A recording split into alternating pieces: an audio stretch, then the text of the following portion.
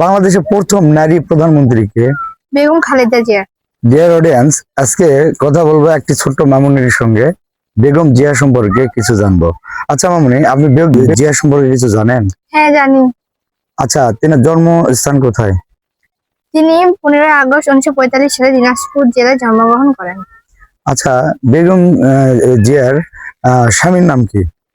শহীদ রাষ্ট্রপতি জিয়াউর রহমান। আচ্ছা, তার বাসা কোথায় বলতে পারবেন?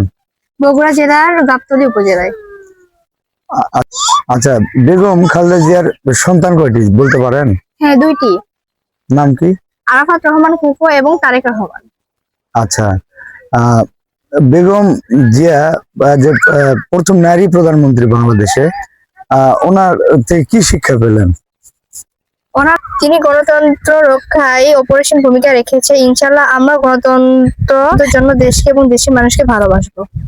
আচ্ছা, অসংখ্য ধন্যবাদ মামুনি। আপনাকেও ধন্যবাদ।